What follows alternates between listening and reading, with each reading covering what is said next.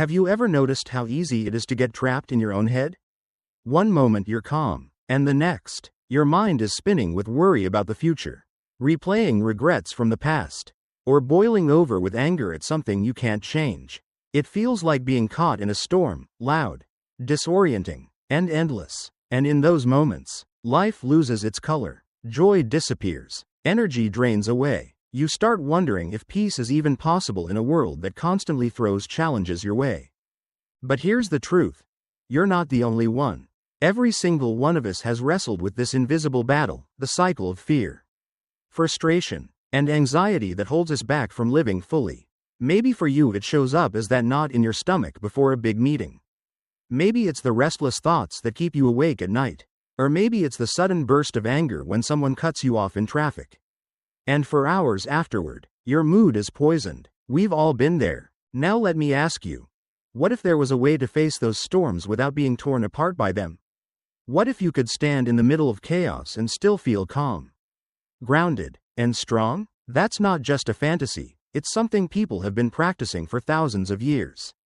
The ancient Stoic philosophers, Marcus Aurelius, Seneca, Epictetus, lived in times of war, betrayal, exile, even slavery, and yet, they discovered a way to remain unshaken. They developed a philosophy not just for deep thinkers in libraries, but for soldiers, leaders, and ordinary people struggling to survive. Stoicism wasn't about escaping life, it was about mastering it. Think about it this way. Most of us spend years learning how to use technology, cars, even kitchen appliances. But the one tool that shapes every experience we have, the mind, is often left on autopilot. And when it runs unchecked, it creates endless cycles of stress and despair. The Stoics understood this. They saw philosophy not as abstract theory, but as a blueprint for life, a manual for how to face fear without being paralyzed, how to handle anger without letting it destroy you, and how to quiet anxiety so you can focus on what truly matters. And here's why this matters to you right now. Emotions aren't going anywhere. You can't delete fear. You can't outlaw anger. You can't stop anxiety from knocking at your door. But you can learn how to greet them differently. Instead of letting them run your life, you can turn them into signals, teachers, even sources of strength. Imagine if the next time fear appeared, instead of shrinking, you grew. Instead of anxiety controlling you, it reminded you of your resilience. Instead of anger poisoning your day, it became fuel for positive action. That's the transformation Stoicism offers. Let me give you a picture. Imagine standing at the shoreline as waves crash toward you. You can't control the ocean, you can't command the waves to stop. But you can learn to surf. You can learn to move with the rhythm instead of fighting it. That's what Stoicism teaches us about emotions. You don't need to eliminate them. You only need to learn how to ride them without drowning. And here's the empowering part. You already have this ability inside you. You've probably felt it before. Think back to a time when you expected the worst, but then surprised yourself by handling it calmly. Or maybe you walked into a challenge, an interview, a tough conversation, a crisis, and instead of collapsing, you found strength you didn't know you had. That wasn't luck. That was your potential. And it's still there, waiting to be sharpened. So why do so many of us stay stuck? Because we haven't been given the right map. We keep searching for happiness outside, more money, more recognition, more comfort, when in reality, peace has always been an inside job. As the Stoics would say, it's not the events of life that disturb us, but the judgments we attach to them. Once you shift the way you think, you shift the way you feel. And once you shift the way you feel, you transform the way you live. That's what this journey is about. Over the next few minutes, we're going to walk through timeless Stoic lessons that show you how to overcome negative thoughts, how to regain control of your inner world, and how to unlock the calm strength that's been in you all along. This isn't about theory, it's about practice. It's about tools you can use the moment this video ends. So, stay with me. Don't just listen, reflect. Ask yourself, what am I allowing to steal my peace today? What emotions have I been running from? And what would my life look like if I stopped letting them control me? Because here's the reality. You can't always choose what happens to you. But you can always choose how you respond. And in that choice lies your freedom. Let's step into this journey together. Lesson 1. Realize your mind can create happiness. Let me ask you something. When was the last time you stopped and really thought about the power of your own mind? Not just what you know, not just your memory or intelligence, but the fact that your mind has the ability to create the emotions you feel every single day. Think of your mind like a giant piano. Each key represents an emotion: joy, gratitude, peace, but also worry, regret, and fear. Most of the time, we sit down at this piano without any training, and our fingers start hitting the wrong keys. Instead of playing a song of calm, we pound out stress. Instead of harmony, we create noise. And because we do this unconsciously, we begin to think the music is out of our control. But here's the truth. You can learn to play differently. Happiness isn't something you stumble across in a paycheck, a new house, or someone else's approval. Real happiness is an inside job. It begins with the discipline of your thoughts. The Stoics understood this thousands of years ago. Marcus Aurelius wrote, "Very little is needed to make a happy life. It is all within yourself." In your way of thinking. Let that sink in. Your joy doesn't depend on what happens outside. It depends on what you choose to create inside. Think about how most mornings start. You wake up, and the first thought is, "I didn't get enough sleep," or "I have too much to do today." And instantly, before you've even stepped out of bed, you've pressed the keys of stress and fatigue. The day feels heavy before it's even begun. But imagine if, instead, you paused for just 10 seconds and thought, "I'm alive. I've been given another chance today." How different would the energy of your morning feel? That one shift could set the tone for everything that follows. This isn't about ignoring reality. It's not pretending that challenges don't exist. It's about choosing which keys you press on the emotional piano. You already know how quickly one thought can drag you down. You wake up feeling okay. Then suddenly you remember a mistake you made yesterday, and your whole mood spirals. But here's the good news. The reverse is also true. One thought of gratitude, one memory of someone you love, one reminder of how far you've come, can lift your entire spirit. Let me share a simple practice. The next time you notice a dark cloud forming in your mind, maybe it's that voice saying you're not good enough, or the replay of a conversation that upset you, stop and ask, "Am I hitting the wrong key?" Then, consciously press a different one. Think of one thing you're grateful for. Picture a moment that brought you peace, or focus on one hope you're not ready to give up on. It sounds simple, but it works, because just like a pianist chooses the notes to create harmony, you can choose the thoughts that create joy. Seneca, another great Stoic, once said, "True happiness is to enjoy the present, without anxious dependence upon the future." How often do we miss the joy of now because our minds are lost in what might happen tomorrow? You sit with your family, but your thoughts are at work. You walk outside, but your mind is stuck in worries. Meanwhile, life's most precious moments are passing right in front of you. I want you to remember this. Happiness doesn't need to be chased, it needs to be uncovered. It's already here, hidden beneath the noise of comparison, ambition, and fear. And the way to uncover it is to discipline your mind. Not through force, not through denial, but through awareness and choice. Here's a real-life example. Picture yourself at the end of a long workday. You're tired, stressed, and still have more to do. In that moment, you can dwell on the pressure, and your mind will multiply the stress. Or, you can pause. Look out the window, notice the sky, take a deep breath, and realize that peace is available to you right now. The situation didn't change, but your mind did, and that's where your power lies. So here's my challenge to you, today. When you catch yourself pressing the wrong keys, worry, anger, regret, don't let the music play on. Change it. Choose a thought that uplifts you. Choose gratitude. Choose presence. Choose joy. Because the truth is, happiness isn't out there waiting to be found, it's in here, waiting for you to create it. Your mind is extraordinary. It can be your greatest enemy, or your greatest ally. The difference comes down to how you use it. So, the next time negativity creeps in, don't ask, "Why am I feeling this way?" Ask instead, "What key am I pressing? And which one will I press next?" Because you hold the instrument, you hold the choice, and with practice, you can turn your mind from a source of suffering into a sanctuary of peace. Lesson 2. Learn to direct the mind. Have you ever noticed how two people can go through the exact same situation, but walk away with completely different emotions? One person gets cut off in traffic and stays calm, while the other explodes with rage and carries that anger for hours. The event was the same, but the judgment, the interpretation, was different, and that's the secret the Stoics discovered long ago. It isn't the event itself that hurts us. It's the story we tell ourselves about the event. Think about that for a moment.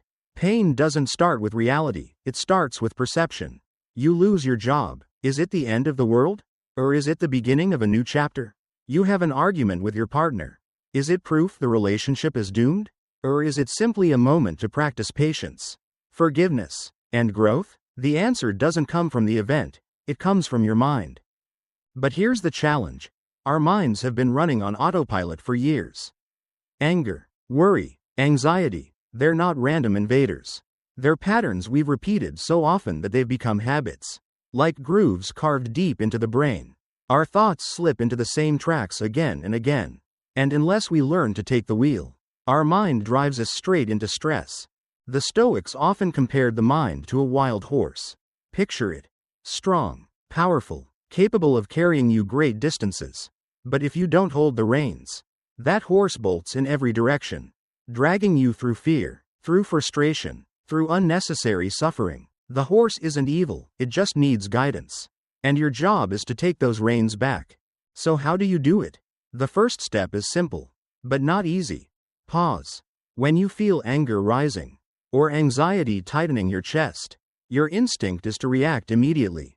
But that reaction is exactly what keeps you trapped. Instead, practice what Marcus Aurelius called the space between stimulus and response. Stop, breathe, and ask yourself, is this worth my peace? Let me give you an example. Imagine you're in line at the grocery store. The person ahead of you is taking forever, arguing with the cashier, slowing everything down. Your mind jumps to irritation. Why are they so inconsiderate? Don't they know I have things to do? You feel the heat rising in your body. Now, here's the moment of choice. You can let the wild horse bolt, you snap, you complain, you stew in frustration, or you can grab the reins. Pause, breathe, ask, is this really worth sacrificing my calm? 99% of the time, the answer is no. The line will move, you'll be fine, and you walk away lighter, freer, untouchable. Seneca once wrote, anger, if not controlled, is often more harmful than the injury that provoked it. Think about how many times that's been true in your life. Maybe you said something in anger that you couldn't take back. Maybe your outburst caused damage that far outlasted the original problem. Was it worth it? Probably not. But in the moment, without the pause, without the reins, the horse ran wild. Now imagine a different picture. Imagine you're driving your car on a busy highway.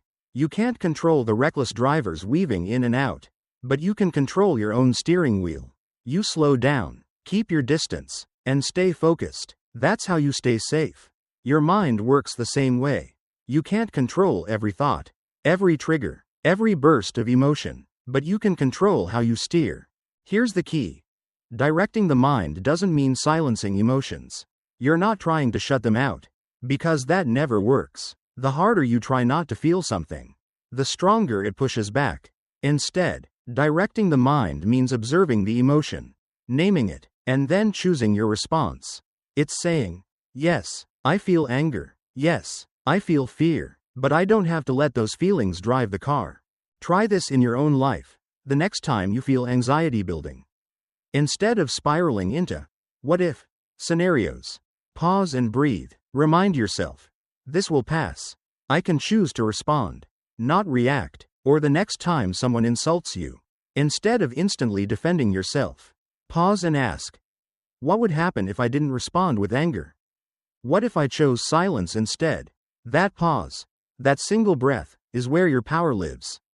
Marcus Aurelius put it beautifully. If you are distressed by anything external, the pain is not due to the thing itself, but to your estimate of it, and this you have the power to revoke at any moment. Imagine how liberating that is. The world may be chaotic, unpredictable, unfair, but your peace? That's in your hands, always. Of course, this doesn't happen overnight. Directing the mind is like training a muscle. You don't build strength from one workout, you build it from steady, daily practice. Some days you'll succeed, Some days you'll lose the reins. That's okay. The point is progress, not perfection. So ask yourself, who's steering your thoughts right now, you? Or the wild horse of your emotions? Are you guiding your mind? Or are you being dragged by it? The Stoics believe that mastery of the mind is the highest form of freedom. Because once you learn to control your inner world, the outer world has less power over you. A harsh word, a sudden challenge, an unexpected storm, they no longer dictate your mood. You do. And that's what it means to direct the mind. Not to erase emotion, not to live in cold detachment, but to reclaim your role as the driver of your own life. So the next time anger rises, the next time anxiety whispers, remember, you hold the reins. Don't let the horse run wild. Pause, breathe, ask yourself, is this worth my peace? And then choose wisely. Because at the end of the day, your peace is priceless, and it's yours to protect. Lesson 3. Stop letting imagination spiral. Have you ever noticed how often your greatest fears never actually happen? You get a text message that says, "We need to talk." Instantly, your mind races. What did I do wrong? Are they upset? Is something terrible about to happen? Hours of anxiety follow. But when you finally have the conversation, it turns out to be nothing more than good news. Or maybe just a casual request. This is the trap of imagination. Most of our suffering doesn't come from reality, it comes from the stories our minds invent. The Stoic philosopher Seneca said it best, we suffer more often in imagination than in reality. And he was right. Think back to the last time you felt anxious. Was it because of what was actually happening in that moment, or because of what you thought might happen? Our minds are like brilliant filmmakers. They can create entire movies out of thin air. The problem? They often produce horror films. Worst-case scenarios. Endless replays of failure, rejection, and disaster. And here's the irony. While nothing bad has actually happened, our body still reacts as if it has. The heart races. The stomach tightens. Stress takes over. All from a story, not reality. Let me share a simple example. Imagine you're waiting for test results from the doctor. Days go by, and your mind starts spiraling. What if it's serious? What if my life changes forever? By the time the phone finally rings, you've already lived through a week of suffering. And then the doctor says, everything looks fine. What caused more pain? The results? Or the story your mind created? This is why Stoicism is so powerful. It teaches us to separate fact from fiction, reality from projection. When fear begins to rise, instead of being pulled into the spiral, you can step back and say, this is just a story. It hasn't happened yet. I don't have to believe it. And here's something important. The mind doesn't stop imagining. That's what it does. You can't shut it off. But you can redirect it. If your imagination is strong enough to create fear, it's also strong enough to create hope. Why not picture the meeting going well? Why not imagine yourself succeeding instead of failing? Why not visualize laughter instead of conflict? This isn't naive, it's training. It's using the same tool, but pointing it toward a better outcome. Let me challenge you with a thought experiment. Next time you get a message that says, we need to talk, pause. Notice the first story your mind tries to create. Then consciously write a new one. Imagine the person can't wait to share exciting news. Imagine they just want to reconnect. Even if that's not exactly what happens. Notice how your body responds differently. Instead of tightness and dread, you feel lighter, calmer, more open. That's the power of directing imagination instead of being ruled by it. Seneca's wisdom is timeless here. Life already gives us real challenges. Why add extra suffering by creating imaginary ones? If you're going to use your imagination, let it serve you, not sabotage you. Here's a practice you can start today. The next time fear creeps in, whisper to yourself, this is only a story. It hasn't happened yet. I can let it go. Repeat it until the weight begins to lift. Because most of the time, the storm you're bracing for never arrives. And even when reality does bring difficulty, it's rarely as heavy as the fear you carried beforehand. Think about it. The presentation you dreaded? It went better than expected. The conversation you feared? It ended with understanding. The challenge you worried would break you? You survived it, and maybe even grew stronger. So let's turn this lesson into a daily habit. When your mind starts spiraling, stop and ask, is this reality, Or is this just a story? If it's just a story, release it. Don't let it steal your peace. Don't let it drain your energy. Life is hard enough without living through disasters that only exist in your imagination. Remember, your imagination is powerful. It can build prisons, or it can build freedom. It can create monsters, or it can create dreams. The choice is yours. So the next time your thoughts whisper worst-case scenarios, take back control. Remind yourself, this hasn't happened. This is only a story. I choose peace. Because peace isn't found by eliminating fear, it's found by refusing to believe every fearful thought your mind creates. Lesson 4. Change the way you define emotions. Let me ask you a question. Have you ever stopped to think about how much power a single word has over your life? The labels we attach to our feelings often decide whether we see them as enemies to fight, or as allies to learn from. Picture this. You're about to walk into a big meeting. Your hands are shaking. Your heart is pounding. Your stomach is tight. Most of us instantly say, I'm anxious. I'm too nervous. I can't do this. And with that one label, anxiety, the emotion becomes an obstacle. Something that stands between you and success.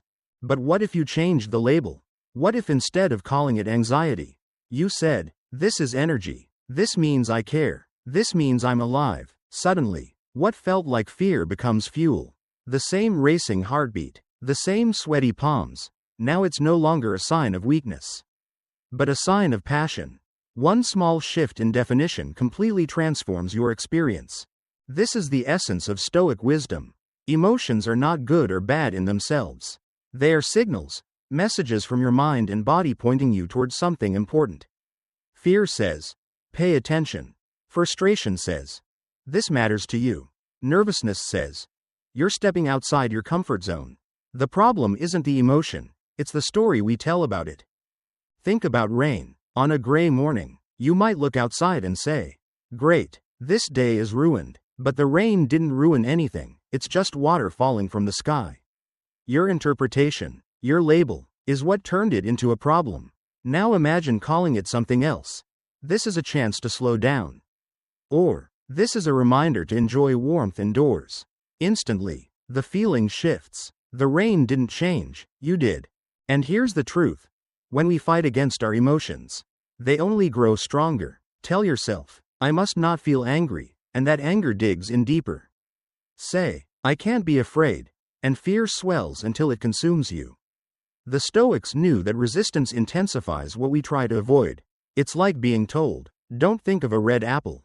Instantly, you picture one. The harder you push emotions away, the louder they become. So instead of suppressing, try redefining. Instead of saying, I'm overwhelmed, say, this is proof I'm engaged in something meaningful. Instead of, I'm stressed, say, this is motivation reminding me I care about the outcome. When you change the label, you change the power it holds over you. Let me share a personal reflection. I once spoke with a man who told me he hated public speaking. Every time he stepped on stage, he said, I feel sick with anxiety. But when I asked him what exactly he felt, he described sweaty palms, a racing heartbeat, and adrenaline coursing through his body. And I said, what if those aren't signs of sickness, but signs your body is giving you energy to perform? The next time he spoke, he told himself, this isn't fear, this is fuel. And for the first time, he actually enjoyed the experience. Same feelings, new definition, new outcome. This is something you can apply in your own life immediately. The next time a strong emotion shows up, pause and ask, what label am I giving this? And what else could it mean? You'll be surprised at how quickly this simple question can shift your state of mind. Marcus Aurelius once wrote, if you are distressed by anything external, the pain is not due to the thing itself, but to your estimate of it. The same is true for emotions. It's not the feeling itself that hurts you, it's your estimate. Your definition, your label, change that, and you change everything. Here's a practical exercise. For 1 week, keep a small journal of your emotions. Whenever you feel something intense, anger, fear, sadness, excitement, write it down. Then write the label you gave it. Finally, ask yourself, what else could this emotion mean? How could I redefine it in a way that empowers me instead of weakening me? Over time, you'll notice a shift. Instead of being ruled by your emotions, you'll start using them as guides. Because here's the reality. Emotions aren't enemies. They're part of being human. They show you where your values are, what you care about, and where you're being stretched to grow. The moment you stop fighting them and start redefining them, they lose their grip on you. So, the next time you feel anxious, call it energy. The next time you feel afraid, call it a signal of growth. The next time you feel stressed, call it proof that you're alive and moving forward. Don't let old labels trap you in suffering. Create new ones that set you free. Remember, you can't always choose what you feel, but you can always choose how you define it. And in that choice lies your freedom, your strength, and your peace. Lesson 5. Understand the mechanics of the mind. Let me ask you something. When was the last time you truly thought about how your mind works? Not just what you think, but the actual mechanics of thinking itself. Because here's the truth. Your mind is the most powerful tool you own. And yet, for many of us, it's also the one we understand the least. Imagine your mind as a garden. If you leave it unattended, weeds grow, negative thoughts, doubts, fears, they spread quickly, crowding out peace and clarity. But when you care for this garden, when you cultivate gratitude, perspective, and discipline, it flourishes. The difference doesn't come from the weather outside. It comes from whether or not you've taken the time to plant and tend to what grows within. Now, here's a paradox most people never realize. You can't simply delete thoughts you don't like. In fact, the harder you try to push them away, the stronger they become. Think about it. If I tell you, don't imagine a purple tiger, what happens? Instantly, you see one in your mind. That's how thought works. Resistance doesn't erase, it amplifies. So what do? The Stoics taught us to treat emotions not as problems, but as feedback. Anxiety? It's reminding you to slow down, to prepare more carefully. Fear? It's signaling that you're stepping outside your comfort zone, where growth happens. Frustration? It's proof that you deeply care about something. Seen this way, emotions stop being enemies. They become teachers. Think of it like driving a powerful sports car. The car itself isn't dangerous, it's the lack of a skilled driver that leads to crashes. Your mind is the same way. It's fast, strong, capable of incredible performance, but without awareness, it veers off course, burning energy, creating accidents, dragging you into worries that don't exist. With awareness, you hold the wheel, you decide the direction. Here's where it gets practical. The mind multiplies whatever you focus on. Dwell on failure, and your brain builds stronger pathways toward insecurity. Focus on progress, and your brain strengthens the belief that you can improve. Neuroscience backs this up. Repeated thoughts literally rewire the brain, creating grooves like well-worn trails in a forest. Every time you choose to redirect your focus, you're paving a new path. Let me give you a real-world example. Imagine you're preparing for a job interview. Your first thought is, what if I mess up? Instantly, your mind builds a scenario where you stutter, fail, and leave humiliated. But if instead you tell yourself, this is a chance to learn. Mistakes don't define me, effort does. You create a completely different reality inside your head. Same event, different mechanics at work, and that small shift in thinking shapes your confidence, your performance, and ultimately, your results. This is why Marcus Aurelius said, you have power over your mind, not outside events. Realize this, and you will find strength. We waste so much energy trying to control the uncontrollable, while ignoring the very thing we have the most influence over, our own perspective. So how do we start to truly understand and work with the mind? First, pause. When a wave of emotion hits, don't immediately react. Instead, ask yourself, where did this come from? Is it as big as it feels? Is it worth giving away my peace? These questions create space, and in that space, clarity appears. Second, remember this. Thoughts are not you. They're like clouds moving across the sky. Sometimes they're light and harmless, other times dark and heavy. But no matter how strong the storm, you remain the sky, vast, steady, unaffected. Once you grasp this, you stop clinging to every thought as if it defines you. Third, practice redirecting focus. When negativity shows up, acknowledge it, but then choose to plant something different. Gratitude, patience, hope, Just like a gardener pulls weeds and plants flowers, you choose what grows in your mental soil. And the more you repeat this practice, the more natural it becomes. Let me share a challenge with you. Tonight, before bed, write down one negative thought that dominated your day. Then ask, what's the feedback here? What is this emotion trying to teach me? Maybe anxiety is telling you to prepare. Maybe frustration is pointing you toward a value you've neglected. Write it down. Then, deliberately replace that thought with one that builds strength.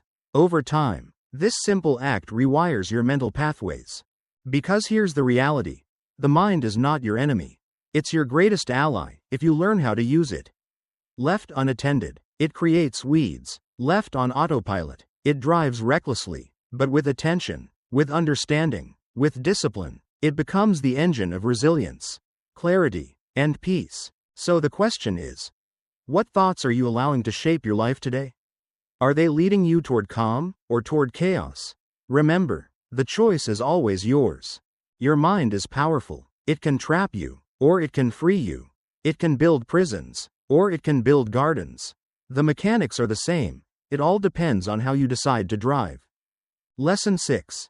Step back from your thoughts. Have you ever had a thought pop into your head so suddenly, so powerfully, that it felt like it was you? Maybe it was fear. What if I fail? Maybe it was doubt. I'm not good enough. Or maybe anger. How dare they treat me this way? And in that instant, the thought didn't feel optional. It felt like reality. It felt like truth. But here's the liberating truth. You are not your thoughts. Your thoughts are experiences, not definitions. They're like clouds passing across the sky. Some are light and fleeting.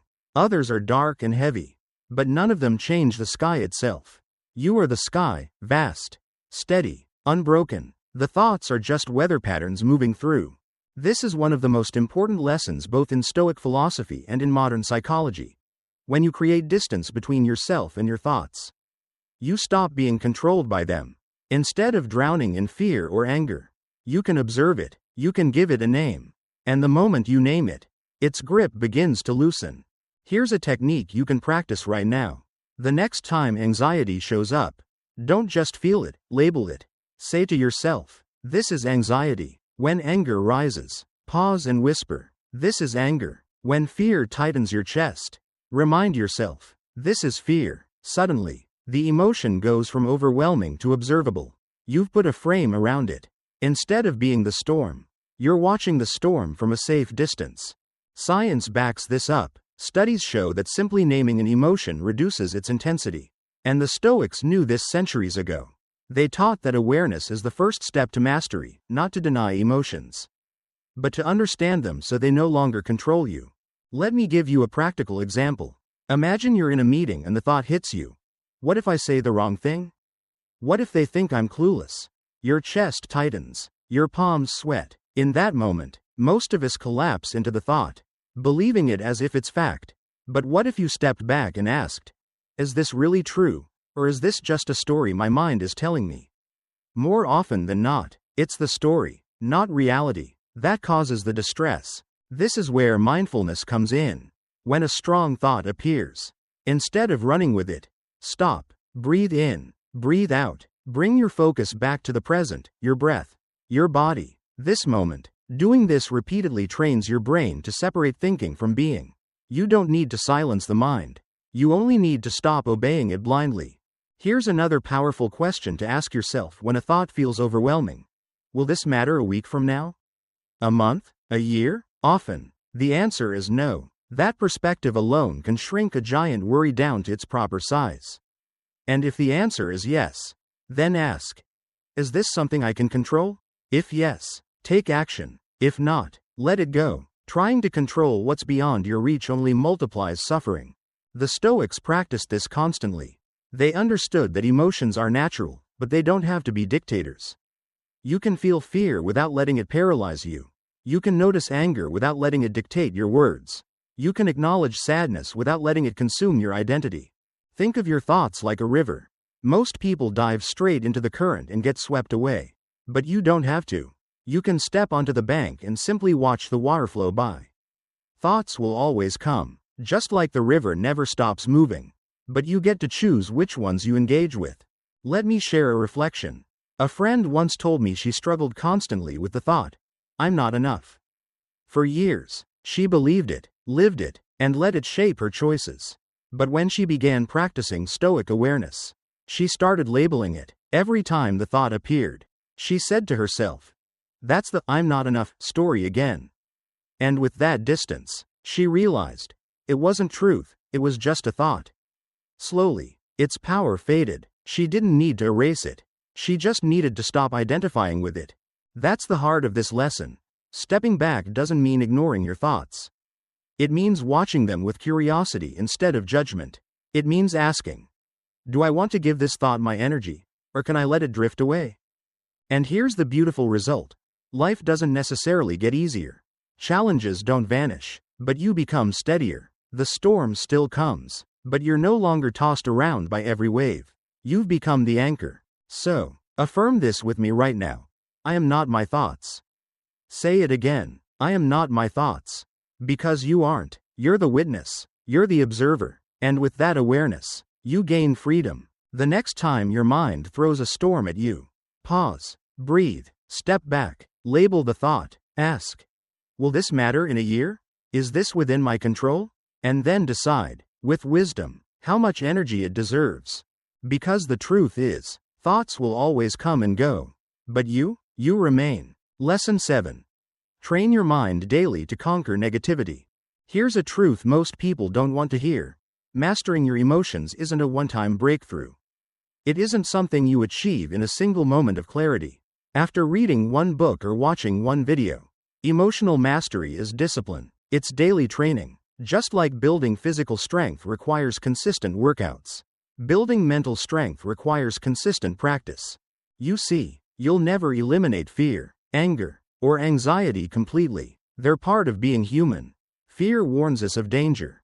Anger signals injustice. Anxiety reminds us to prepare. These emotions will always show up. The difference between a life controlled by them and a life guided by wisdom is how you respond.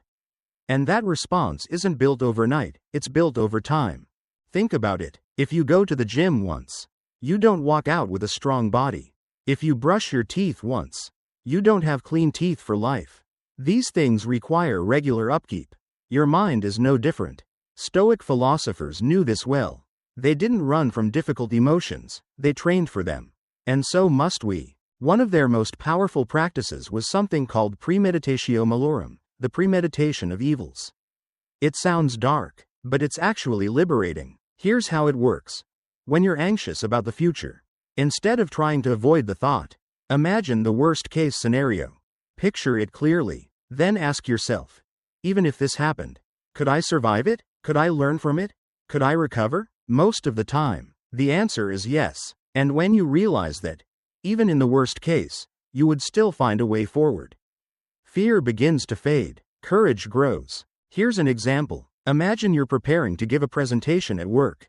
Your mind floods with worry. What if I freeze? What if I look unprepared?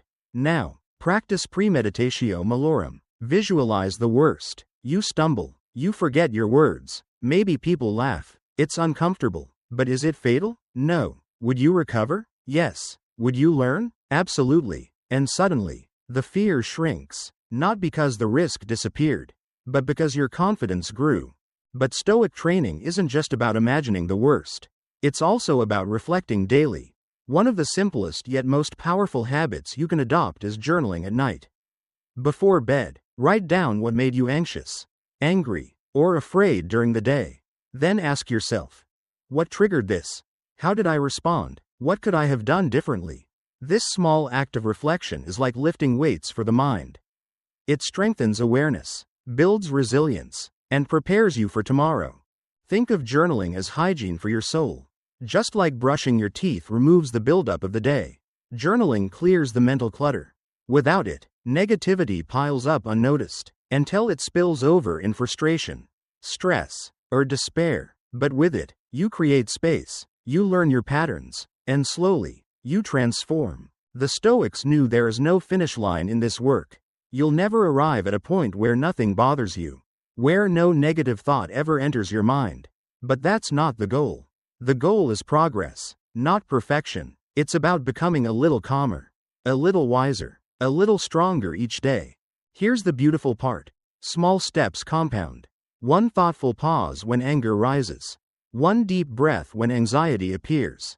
One honest journal entry at night.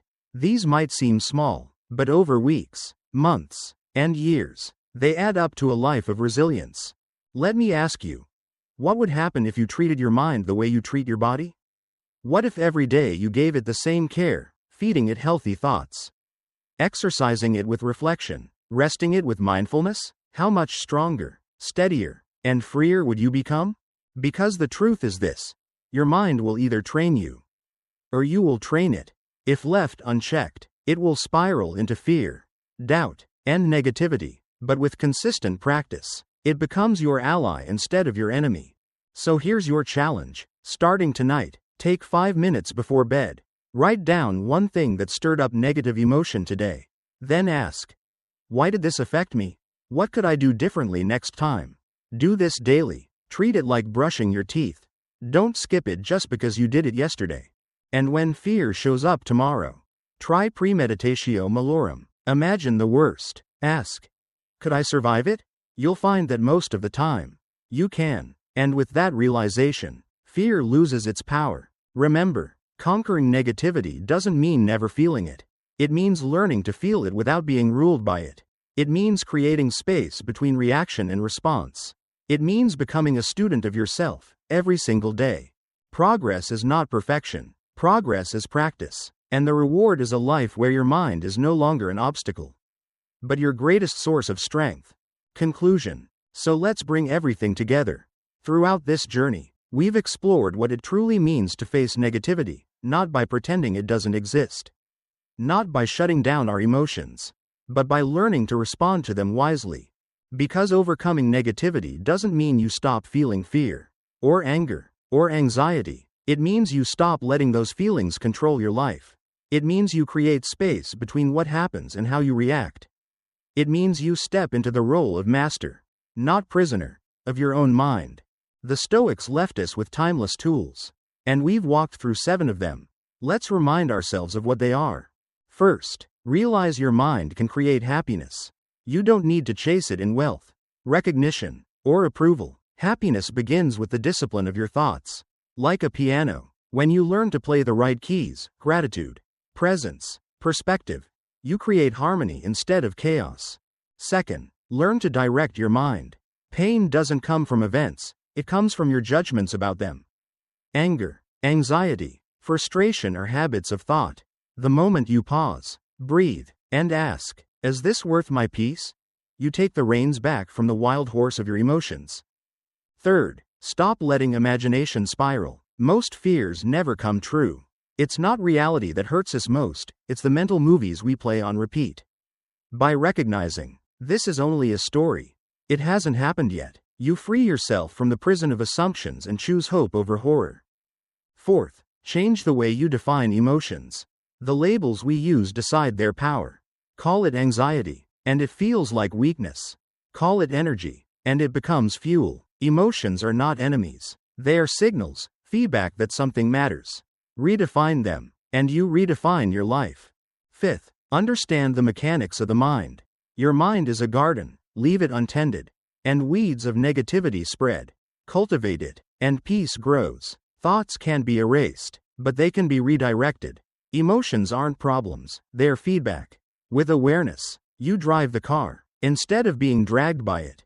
Sixth, step back from your thoughts. You are not your thoughts. They are clouds passing across the sky, not the sky itself. Label them, watch them, breathe through them. Ask, will this matter a week from now? A year from now? Is it in my control? By observing instead of obeying, you become the anchor in the storm.